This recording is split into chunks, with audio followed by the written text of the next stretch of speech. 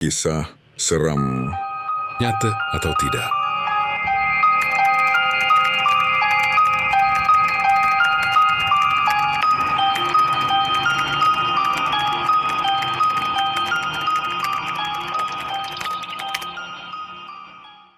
Namaku Rama. Usia 23 tahun. Mahasiswa tingkat akhir jurusan arsitektur di salah satu kampus teknik negeri di Bandung ya.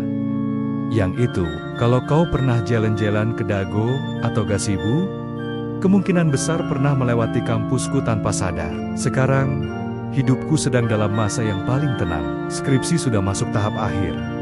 Tidak ada tugas berat, tidak ada sidang yang membayangi, hanya tinggal menunggu pengumuman wisuda, sambil sesekali bantu-bantu nenek di rumah. Nenekku tinggal di kawasan Cikutra, tidak jauh dari kaki Gunung Manglayang. Rumahnya tua, tapi hangat. Bangunannya masih bergaya kolonial. Dikelilingi pohon-pohon bambu dan semak yang tumbuh liar. Dari jendela kamarku di lantai 2, aku bisa melihat pukul-pukul gunung itu berdiri gagah, diselimuti kabut tipis tiap pagi. Aku menyukai pagi di sini. Setiap kali membuka jendela, angin membawa aroma tanah lembab dan daun basah. Kadang-kadang, burung-burung kecil bersarang di sela genting. Suaranya jadi alarm alami sebelum subuh. Biasanya setelah sarapan, aku duduk di teras belakang, menggambar dengan pensil sketsa. Aku suka melukis siluet gunung, terutama saat matahari belum sepenuhnya muncul. Aku merasa seperti menyimpan potongan rahasia alam yang tak banyak orang lihat. Hari itu pun sama. Bandung sedang cerah. Kopi buatan nenek mengepul pelan di meja. Aku menggambar bayangan pohon di kaki gunung, sambil mendengarkan lagu dari ponselku. Rasanya damai sekali. Belum ada firasat apa-apa, belum ada tanda-tanda bahwa semuanya akan berubah. Belum ada mimpi, belum ada nama Arka, belum ada suara dari balik kabut yang memanggil-manggilku dengan lirik.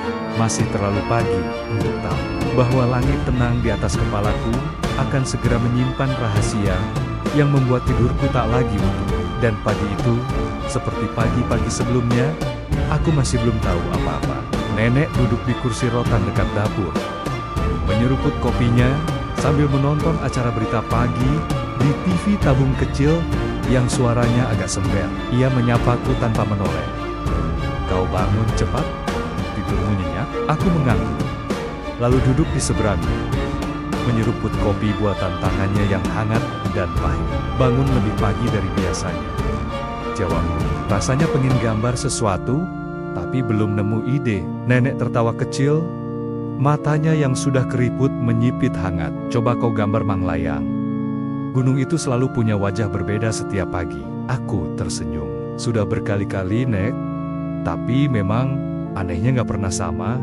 Ia meletakkan cangkirnya dan memandangi jendela. Sinar matahari memantul lembut di permukaan kacanya. "Dulu, waktu aku masih gadis, orang-orang sering bilang, Manglayang itu gunung perantara," katanya pelan, seolah berbicara kepada bayangannya sendiri di jendela. "Bukan cuma perantara antara dua kabupaten, tapi antara dua dunia juga."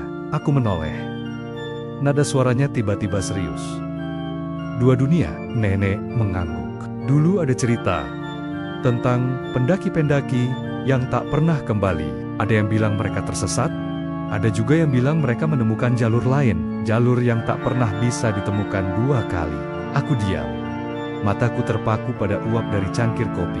Beberapa orang kembali setelah hilang seminggu, sebulan, bahkan setahun. Tapi yang aneh, mereka selalu bilang, waktu di gunung itu berjalan berbeda. Ada yang merasa baru sehari, padahal sudah berbulan-bulan. Aku tertawa kecil, mencoba mencairkan suasana. Kayak cerita di novel horor, bukan cuma cerita. "Rama," nenek menatap. Pandangannya serius, tapi lembut. "Gunung menyimpan banyak hal, apalagi kalau hatimu sedang kosong atau mencari sesuatu." Aku tak menjawab. Sebuah bulu kuduku berdiri, meski kopi di tanganku masih hangat. Bukan karena cerita nenek yang menyeramkan, tapi karena aku tiba-tiba merasa seolah gunung itu sedang mendengarkan kami berbicara tentangnya. Hari itu aku menggambar siluet Manglayang dengan tangan sedikit gemetar. Dan malam harinya, untuk pertama kalinya dalam hidupku, aku bermimpi berdiri di kaki gunung itu, sendirian, diselimuti kabut. Tak ada suara, hanya bisikan samar, namun cukup jelas. Seseorang memanggil namaku. Rama. Aku tahu itu hanya mimpi. Tapi suaranya terlalu nyata. Samar, parau, seolah keluar dari tenggorokan seseorang yang terlalu lama tidak bicara. Tapi yang paling membuatku merinding, suara itu tidak terdengar menakutkan. Justru sebaliknya, terdengar seperti permohonan, seperti seseorang yang tersesat dan kehabisan waktu. Dalam mimpi itu, aku berdiri di jalur pendakian. Kabut menggantung rendah, membalut pohon-pohon pinus yang menjulang seperti penjaga kuno. Di sekelilingku sunyi, tidak ada angin, tidak ada suara burung. Hanya bisikan itu terus memanggil. Ma. Aku mencoba menjawab, tapi suaraku tidak keluar, seolah tenggorokanku tertutup kabut yang sama. Lalu, dari kejauhan, aku melihat seseorang berdiri di antara dua batang pohon besar. Ia tidak bergerak, hanya berdiri, tubuhnya samar. Wajahnya tertutup bayangan, tapi aku bisa melihat satu hal dengan jelas. Ransel biru di punggungnya penuh lumpur dan sobek di bagian bawah. Langkahku maju, dengan sendirinya, 1, 2, 3 langkah. Tapi, sebelum aku bisa mendekat, kabut menebal, dan sosok itu menghilang. Aku terbangun dengan napas berat. Pukul 03.17 pagi. Dingin, hening. Jantungku berdetak kencang. Aku menatap langit-langit kamar, mencoba meyakinkan diri bahwa itu hanya mimpi. Tapi saat aku menggerakkan kaki turun dari ranjang, aku merasakan sesuatu yang aneh di lantai. Basah, dingin, seperti lumpur. Aku menyalakan lampu, dan di sana, di lantai dekat jendela kamarku, ada jejak kaki kotor. Tanah menempel di ubinnya, membentuk tapak sepatu yang sama. Seperti milik seorang pendaki. Aku tidak punya sepatu seperti itu. Dan jendelaku terbuka sedikit. Padahal aku ingat jelas, menutupnya rapat sebelum tidur. Aku berdiri diam, tidak tahu harus merasa takut, bingung, atau sekadar tidak percaya. Satu hal yang pasti, malam itu adalah pertama kalinya aku merasa tidak sendirian di rumah ini. Dan entah kenapa, di lubuk hatiku yang paling dalam, aku tahu mimpi itu akan datang lagi. Dan memang datang lagi. Bahkan lebih jelas, lebih panjang, dan lebih mengganggu. Malam berikutnya, aku tertidur dengan lampu menyala. Jendelaku kukunci rapat. Di meja, kuletakkan air putih dan Al-Quran kecil pemberian nenek. Aku bukan orang yang terlalu religius. Tapi malam itu, entah kenapa, aku merasa perlu berjaga. Tapi tetap saja, ketika aku terlelap, dunia itu menarikku kembali ke dalamnya. Kabut, hutan, sunyi, sama seperti sebelumnya. Tapi kali ini, aku mendengar langkah-langkah lain tidak jauh dariku. Daun-daun kering berderak di bawah telapak kaki seseorang. Langkahnya pelan, teratur. Aku berbalik. Dan di sanalah, dia lagi sosok itu. Masih berdiri di antara dua batang pohon besar. Tapi kali ini, ia lebih dekat. Wajahnya masih tertutup kabut. Tapi suara itu lebih dalam, lebih nyata, lebih personal.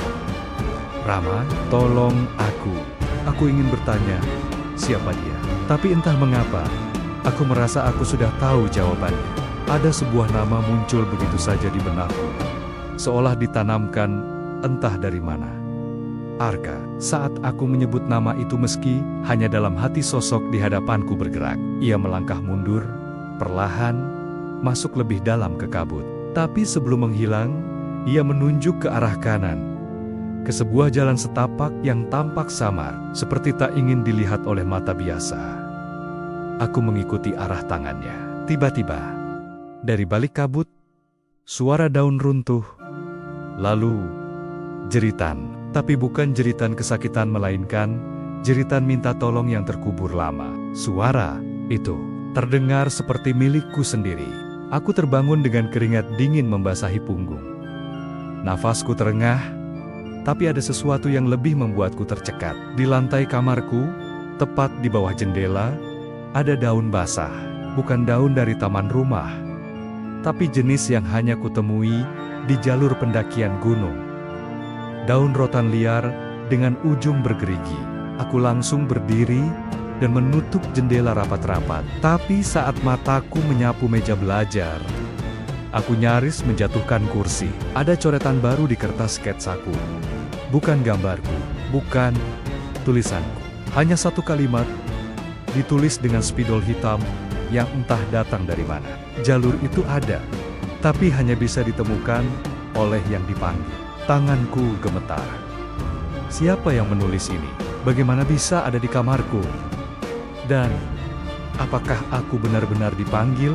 Malam itu, aku tidak tidur lagi, hanya duduk, memeluk lutut di pojok kamar, mendengarkan suara angin yang entah mengapa terdengar seperti napas seseorang dari balik jendela.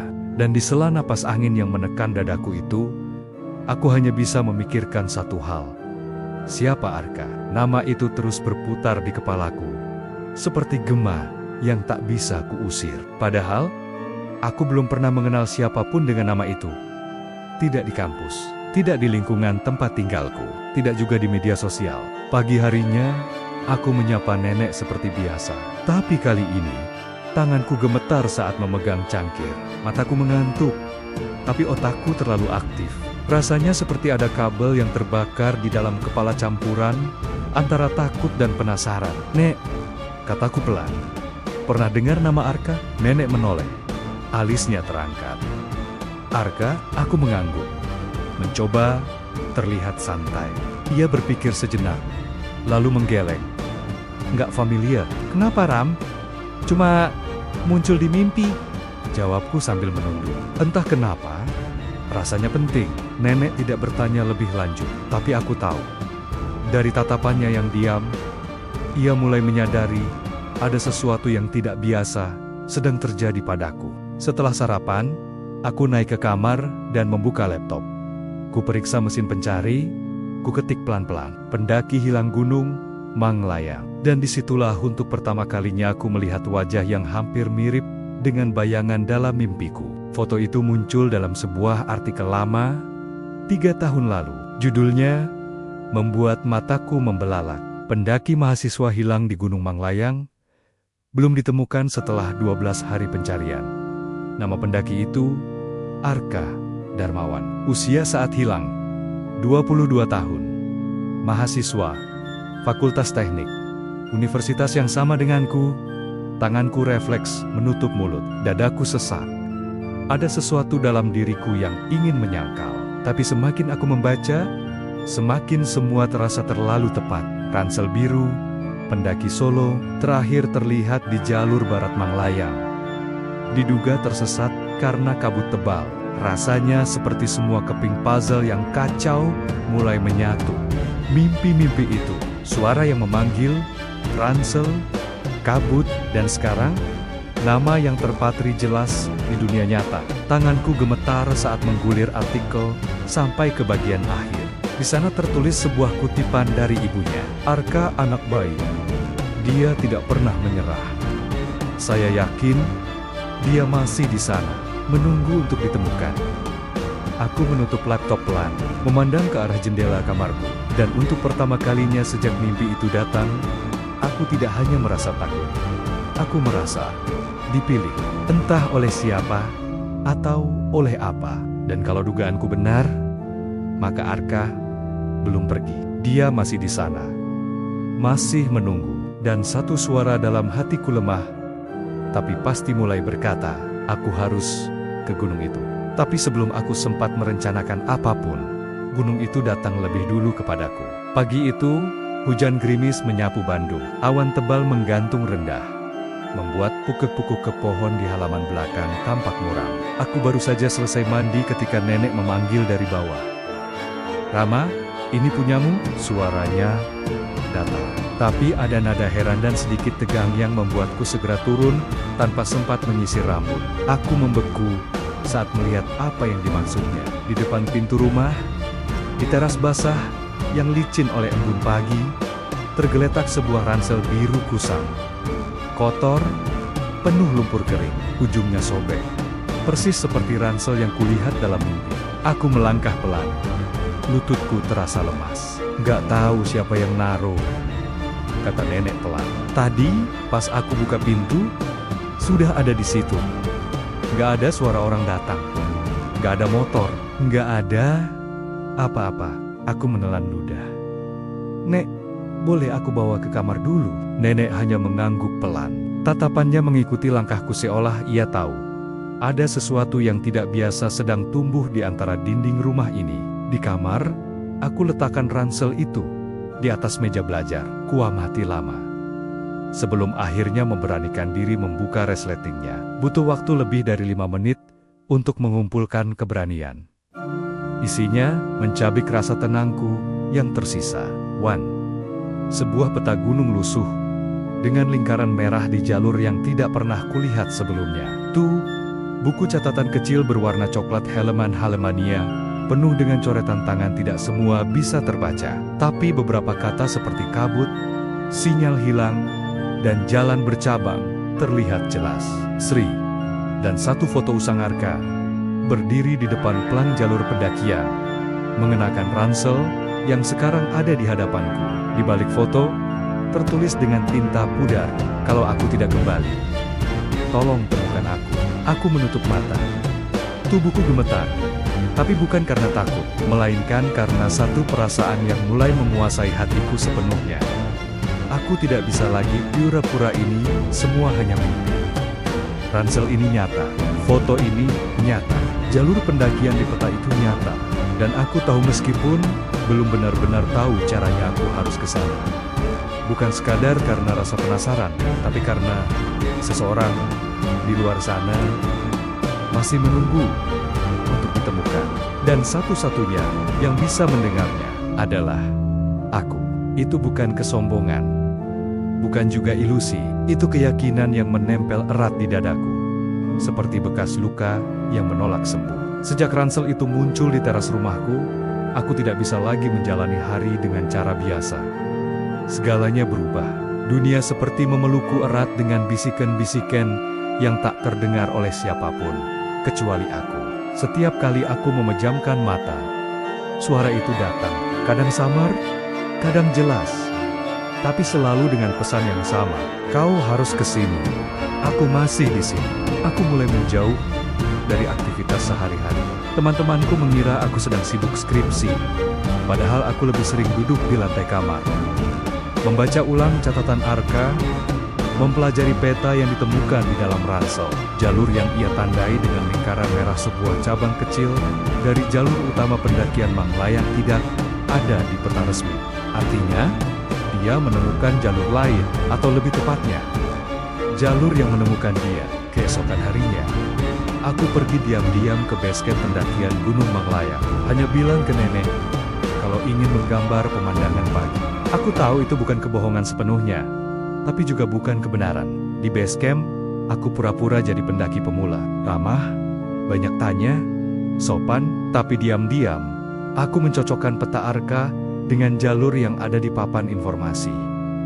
Sesuatu tidak cocok. Jalur yang ditandai Arka seolah keluar dari titik di mana jalur resmi berbelok ke kiri. Tapi di peta milik Arka, ia justru berbelok ke kanan melewati area yang disebut orang-orang lokal sebagai jalur sunyi.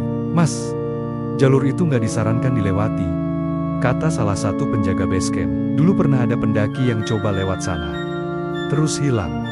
Sampai sekarang, belum ketemu." Hatiku mencelos.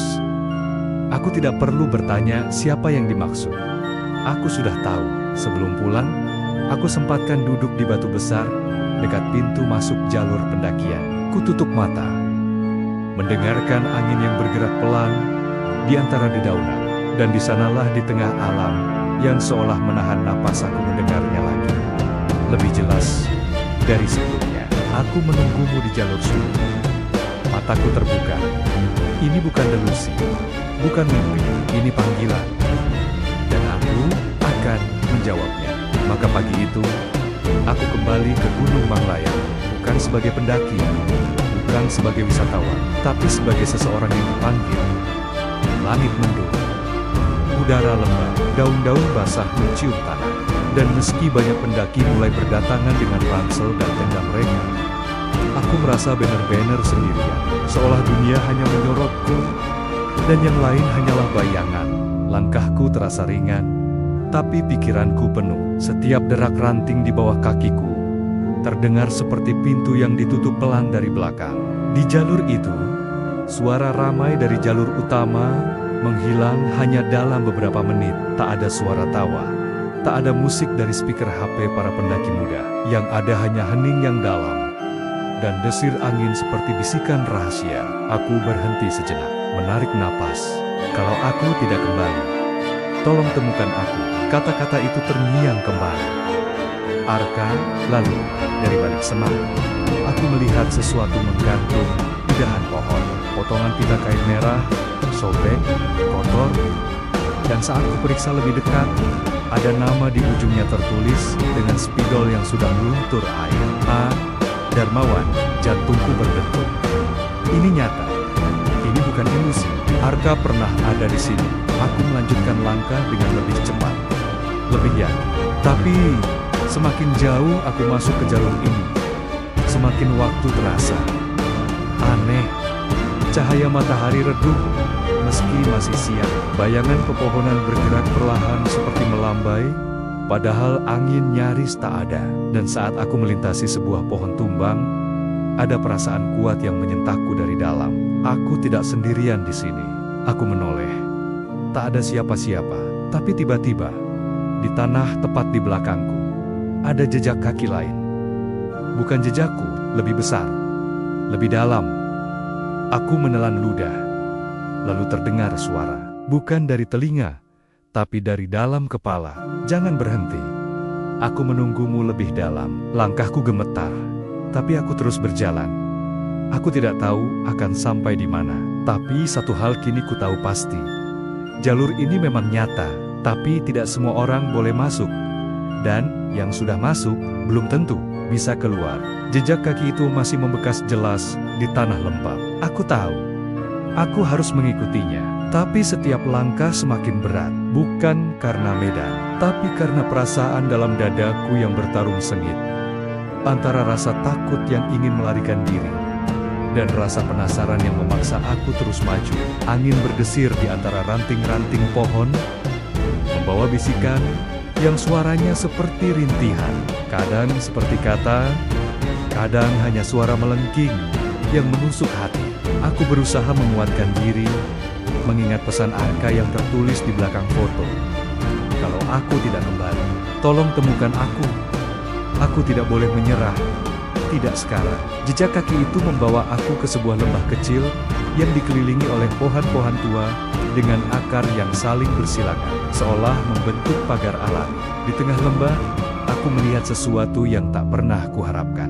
Sebuah tas kecil tergantung di cabang pohon dengan tali yang tampak rapuh, mirip dengan ransel biru di rumahku, tapi lebih usang dan hampir robek. Saat aku mendekat, angin bertiup lebih kencang. Aku menggenggam tas itu perlahan dan menemukan sesuatu yang tersembunyi di dalamnya, sebuah surat yang sudah kusam. Tulisannya nyaris pudar. Aku membacanya dengan suara gemetar. Jika kau menemukan surat ini, berarti aku sudah terlambat. Tapi aku percaya, kamu adalah harapanku terakhir. Jalur sunyi ini bukan sekadar jalan, tapi juga cermin jiwa. Hati-hati, Rama. Jangan sampai kau hilang seperti aku. Aku terdiam. Air mata membasahi pipi tanpa sadar. Arka bukan hanya hilang secara fisik, tapi seolah ia terjebak dalam sesuatu yang lebih dalam dari gunung ini. Aku duduk di bawah pohon, menatap hutan yang mulai gelap meski matahari belum tenggelam. Kenapa aku yang dipilih?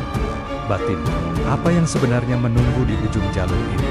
Namun sebelum aku sempat menjawab, suara itu kembali, mengisi kepala dan hatiku. Jangan takut, aku di sini. Tapi kau harus kuat, kita akan menemukannya bersama. Aku menatap sekeliling dengan penuh tanda tanya, tapi suara itu sudah lenyap. Tinggallah aku, bersama gelap yang mulai turun dan jalan yang semakin sunyi. Gelap semakin menebal, menyelimuti pepohonan yang menjulang tinggi seperti benteng bisu. Aku tahu aku harus segera menemukan tempat beristirahat sebelum malam benar-benar datang. Tapi entah mengapa, langkahku terasa berat dan arah jalur mulai samar. Di kejauhan, suara gemerisik daun menyela keheningan. Aku berhenti, menahan napas, mencoba mendengar lebih jelas. Namun bukan suara hewan yang kudengar, melainkan suara bisikan lembut, hampir seperti panggilan, "Rama, Rama." Aku menoleh ke kiri, ke kanan, tapi hanya gelap yang menatap balikku. Rasa dingin merayap di punggung, namun ada sesuatu yang lebih menekan. Perasaan seolah aku sedang diawasi. Dengan hati-hati, aku melanjutkan berjalan, menapaki akar-akar pohon yang saling melintang di jalur. Di depan, ada sebuah batu besar yang menjadi tanda perhentian sementara. Kubuka tas kecil yang kubawa, mencoba mengeluarkan sedikit air minum, tapi tanganku gemetar hebat. Saat aku menengadah, sinar bulan sudah mulai menembus sela-sela daun, menciptakan bayangan-bayangan aneh yang menari di sekitar. Aku duduk di batu itu, menarik napas dalam-dalam, mencoba menenangkan diri. Namun ketika mataku menatap ke depan, aku menyadari sesuatu yang membuat darahku berdesir. Jalur di depan batu itu terlihat terbelah, seolah memisahkan dua dunia berbeda. Di satu sisi, jalur tampak seperti biasa dengan dedaunan hijau dan sinar rembulan yang lembut. Namun di sisi lain, ada kabut pekat yang menjalar, seolah menutupi sesuatu yang tidak boleh kulihat. Suara itu kembali, lebih jelas, dan penuh penekanan. "Pilih jalur yang benar, Rama, karena di sini, satu langkah salah bisa membuatmu hilang selamanya." Hatiku berdetak lebih kencang. Aku tahu, keputusan yang kutangani bukan sekadar soal jalur fisik, tapi juga nasib hidupku. Aku menutup mata, mengingat wajah Arka, mimpi-mimpi yang terus datang, dan peasant-peasant yang tak bisa kuhindari. Dengan suara yang hampir berbisik, aku berkata pada diriku sendiri, "Aku harus kuat. Aku harus menemukanmu, Arka." Dan dengan napas yang tertahan, aku melangkah ke sisi kabut itu, menuju sesuatu yang bahkan aku belum tahu apa bentuknya. Kabut menyelimuti tubuhku, dingin dan basah, menyusup ke dalam setiap pori kulit. Setiap langkah terasa seperti berjalan di atas awan tipis yang bisa runtuh kapan saja. Jalur yang kuinjak kini berbeda. Sunyi yang tadinya menenangkan, berubah jadi mencekam.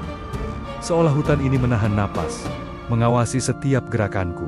Dalam kegelapan itu, suara-suara yang selama ini hanya kudengar samar-samar, kini menggaung dengan lantang.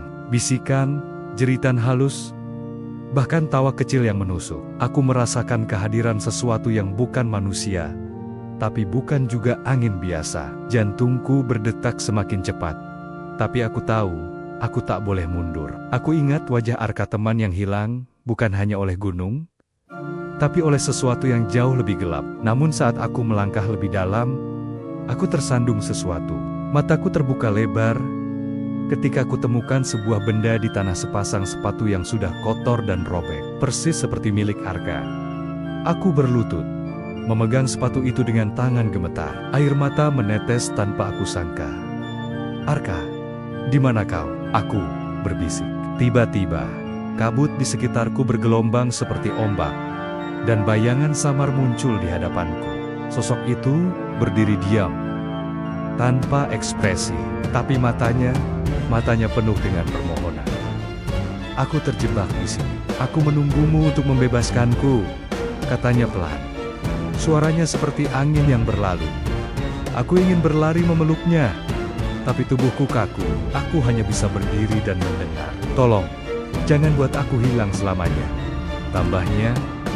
Lalu sosok itu menghilang bersama kabut. Aku terjatuh duduk, dada penuh sesak. Semua yang kulakukan sampai sekarang, segala keberanian yang kupupuk, kini diuji dalam satu pilihan: keluar dari kabut dan menyerah, atau masuk lebih dalam ke misteri yang belum pernah kulihat. Aku tahu, pilihan ini bukan hanya soal mencari Arka. Ini soal menyelamatkan kami berdua, dan aku harus memilih dengan hati yang paling kuat. Aku terdiam di tempat itu, menatap kabut yang mulai menutup jalanku seperti tirai tebal.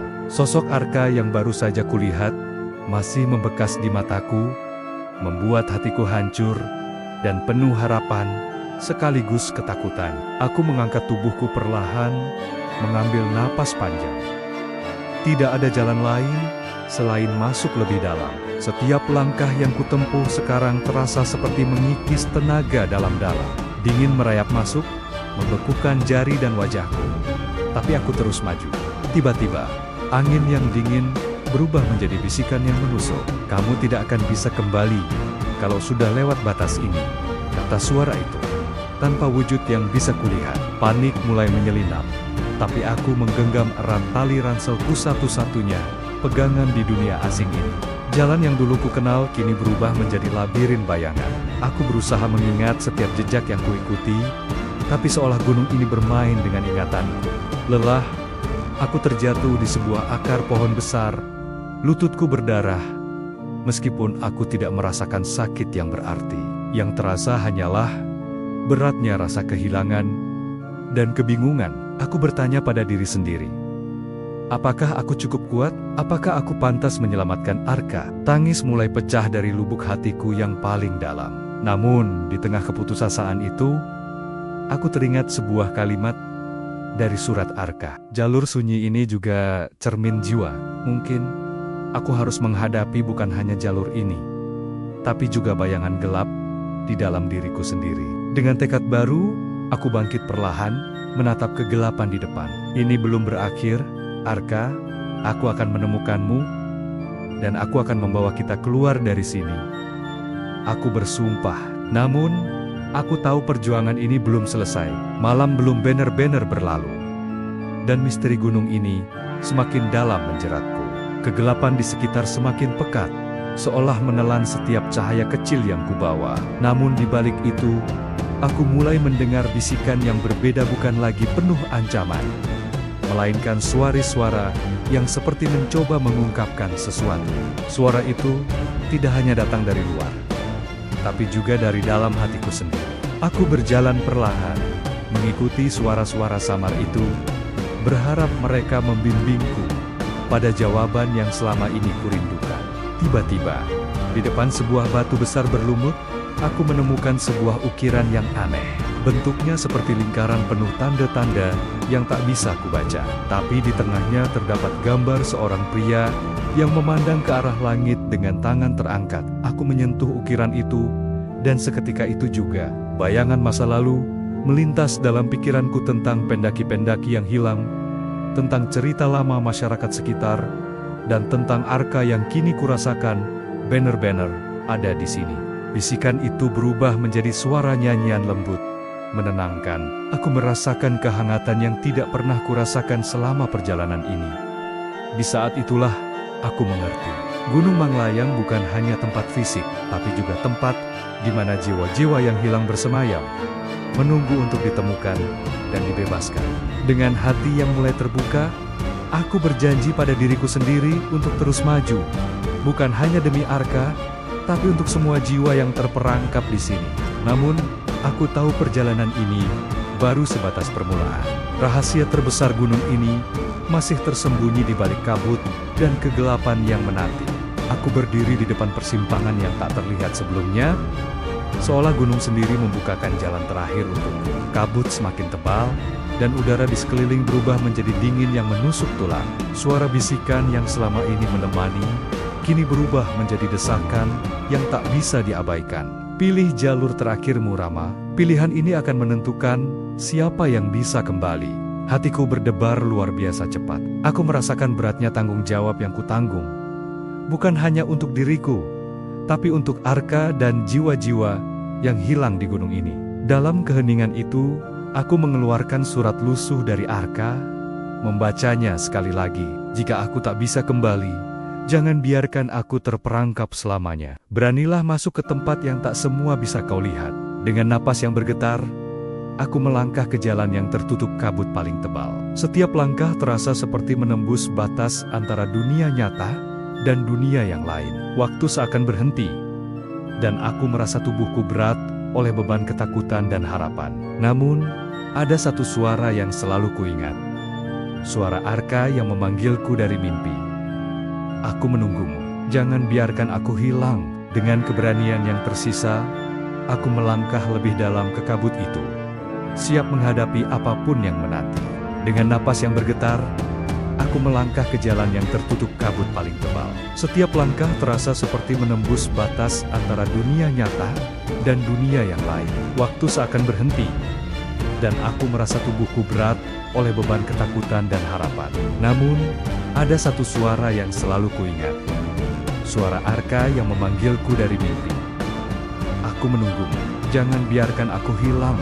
Dengan keberanian yang tersisa, aku melangkah lebih dalam ke kabut itu, siap menghadapi apapun yang menanti. Aku berdiri di hadapan Arka, sosok yang selama ini kurindukan dan pikir sudah hilang selamanya. Namun ia terlihat berbeda, tenang, damai, namun ada kelelahan yang menyelimuti matanya. Kau benar-benar di sini? Suaraku bergetar. Aku tak percaya, ini nyata. Arka tersenyum lemah. Aku juga tak percaya kau berani datang sejauh ini. Tapi ini belum selesai, Rama. Kita harus keluar bersama. Kami mulai berjalan menembus cahaya yang mengelilingi kami, seolah dunia ini sedang membuka pintu untuk kami pulang. Tapi semakin jauh kami melangkah, semakin berat beban yang kurasakan. Gunung ini masih berbisik dan mencoba menahan kami. Ada rintangan yang tak terlihat, tapi terasa seperti tembok tak kasat mata yang menghalangi langkah. Kita harus terus maju, Arka. Aku tidak akan membiarkanmu hilang lagi, kataku penuh tekad. Kami saling menggenggam tangan, menguatkan satu sama lain. Dalam keheningan itu, aku menyadari perjalanan ini bukan hanya tentang menemukan Arka, tapi juga menemukan kekuatan dalam diriku sendiri. Namun, sebelum kami bisa melangkah lebih jauh, suara angin mengubah nada menjadi peringatan. Hati-hati, perjalanan pulang sering lebih sulit daripada pergi. Aku menatap Arka, dan kami tahu perjuangan kami masih panjang. Tapi kali ini, kami tidak sendiri. Kami melangkah bersama melewati lorong cahaya yang semakin menyempit. Setiap langkah terasa berat. Bukan hanya karena medan yang sulit, tapi juga beban perasaan yang melekat erat. Suara angin yang tadi berbisik berubah menjadi gema yang menusuk hati, seolah gunung itu menguji keteguhan kami. Bayangan-bayangan samar muncul di pinggir jalan, mengintimidasi dan memanggil dengan suara penuh tipu daya. Ayo kembali, tempatmu bukan di sini. Suara itu menggoda, berusaha memisahkan kami. Aku menggenggam tangan Arka lebih erat. Kita harus kuat, Arka. Kita harus bersama sampai akhir. Namun rintangan semakin berat. Tiba-tiba, jalan di depan kami runtuh menjadi jurang kecil yang tak terlihat sebelumnya. Arka terpaku, wajahnya pucat. Aku takut, Rama, katanya lirih. Hatiku tersayat mendengar ketakutan itu. Tapi aku tahu aku harus menjadi penopang. Aku juga takut. Tapi kita akan melewati ini. Bersama, dengan penuh hati-hati, aku membantu Arka melangkah melewati jurang itu, satu persatu. Rasanya seperti melawan bayangan sendiri, ketakutan dan keraguan yang selama ini mengekang. Ketika kami akhirnya sampai di sisi lain, kabut mulai menipis. Cahaya fajar perlahan muncul, memberi kami harapan baru. Namun aku tahu, perjalanan pulang ini bukan hanya soal melewati rintangan fisik. Ini adalah ujian keberanian dan cinta yang tak pernah putus. Saat fajar mulai merangkak naik, seolah membawa janji baru, aku dan Arka berjalan dengan hati yang mulai ringan. Namun, aku tahu, setiap langkah masih harus diperhitungkan. Kabut perlahan menghilang, memperlihatkan jalur setapak yang familiar, jalur yang dulu kami lalui saat pendakian awal. Tapi pemandangan yang terbuka kini terasa berbeda. Setiap daun, setiap batu, seakan menyambut kami kembali dengan penuh arti. Arka menatapku dengan mata yang berbinar. Kita hampir sampai, Rama. Aku bisa merasakannya. Aku mengangguk, menguatkan diri dan Arka. Perjalanan yang penuh gelap dan misteri ini mengajarkan kami arti kesetiaan dan keberanian. Namun, tepat saat kami menapaki jalur terakhir, sebuah suara lembut bergema di udara. Selamat datang kembali. Kalian telah melewati ujian terberat. Aku melihat sekeliling, tapi tak ada siapapun selain kami dan hutan yang mulai hidup dengan sinar matahari pagi.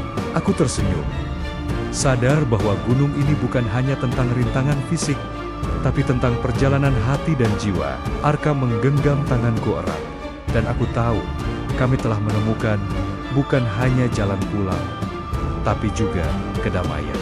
Ketika kami akhirnya keluar dari hutan itu, udara segar menyambut kami dengan hangat. Langit biru dan suara kehidupan kota yang jauh terasa seperti hadiah terbesar.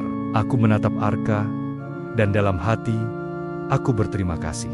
Untuk mimpi, untuk keberanian, dan untuk persahabatan yang tak tergantikan. Perjalanan kami mungkin sudah berakhir, tapi cerita ini akan selalu hidup di dalam diri kami. Aku berdiri di tepi jalan yang mengarah ke kota Bandung, menatap langit pagi yang cerah, dengan perasaan campur aduk. Semua yang kujalani selama di Gunung Manglayang terasa seperti mimpi yang nyata, sekaligus pelajaran yang tak terlupakan. Arka berjalan di sampingku. Wajahnya lebih cerah, tapi aku tahu, ia juga menyimpan bekas perjalanan itu di hatinya. Kami kembali ke dunia yang tampak biasa, tapi kami sudah berubah. Setiap langkah terasa berat dan ringan, sekaligus berat, karena meninggalkan tempat yang penuh misteri itu. Ringan, karena kami telah menemukan harapan baru. Aku menyadari, bukan hanya Arka yang kutemukan di gunung itu. Aku menemukan diriku yang sesungguhnya. Keberanian yang selama ini tersembunyi di balik rasa takut. Aku tahu, hidup ini penuh dengan kabut dan bayangan. Tapi selama aku berani melangkah, aku bisa menghadapi apapun. Terima kasih, Arka. Karena kau, aku belajar apa arti setia dan berani. Ucapku. Arka tersenyum dan menggenggam tanganku erat. Kita tidak pernah benar-benar sendirian. Rama, selalu ada cahaya yang menuntun. Meski terkadang kita harus mencari sendiri. Aku mengaku. Dan bersama-sama kami melangkah menuju kehidupan baru yang menunggu di depan. Meski telah kembali ke kota dan menjalani rutinitas seperti biasa, aku merasakan beang-beang Gunung Manglayang masih mengikuti setiap langkahku. Suara bisikan, aroma hutan, dan kabut dingin itu seakan melekat di ingatan, menuntut untuk tidak dilupakan. Arka pun kadang terlihat termenung, seolah masih mencari sesuatu yang tak bisa ia ungkapkan dengan kata-kata. Kami tahu, perjalanan kami di gunung itu telah mengubah cara pandang kami tentang hidup. Namun, dunia nyata tidak selalu mudah menerima cerita seperti kami. Beberapa teman bahkan menganggap kami berlebihan, atau sekadar imajinasi liar. Aku merasa kesepian dalam keramaian, karena hanya aku dan Arka yang benar-benar tahu apa arti perjalanan itu. Kadang aku bertanya, apakah semua yang terjadi benar-benar nyata? Atau hanya mimpi panjang yang tak bisa kulupakan? Namun, ada sesuatu yang selalu menguatkanku. Pelajaran tentang keberanian, keikhlasan, dan harapan yang kami bawa pulang. Meski bayang-bayang itu tak pernah pergi, aku memilih untuk menerimanya sebagai bagian dari hidup. Karena dari sanalah aku belajar menjadi lebih kuat, lebih bijak, dan lebih menghargai setiap detik yang ada. Hari ini, aku berdiri di tepi jurang kecil, di kaki Gunung Manglayang, memandang ke arah kabut yang perlahan menari-nari bersama sinar matahari pagi. Aku tahu, gunung ini bukan sekadar tempat, ia adalah guru yang mengajarkanku arti hidup yang sesungguhnya. Perjalanan yang penuh misteri dan tantangan itu telah mengubahku, membukakan mata dan hatiku untuk memahami bahwa keberanian bukan berarti tanpa rasa takut, tapi tetap melangkah walau takut itu ada, bahwa persahabatan adalah cahaya yang paling terang saat dunia terasa gelap. Aku memejamkan mata, mengingat semua yang terjadi, setiap bisikan, setiap cahaya dalam kegelapan, dan terutama kehadiran Arka yang membuatku tidak pernah merasa sendiri. Kini, aku siap menjalani hari-hari ke depan dengan segala ketidakpastian yang ada. Karena aku tahu, selama aku memegang pelajaran dari kabut Manglayang ini, aku tidak akan pernah benar-benar hilang. Dan ketika malam datang lagi, aku tidak takut untuk menatap mimpi.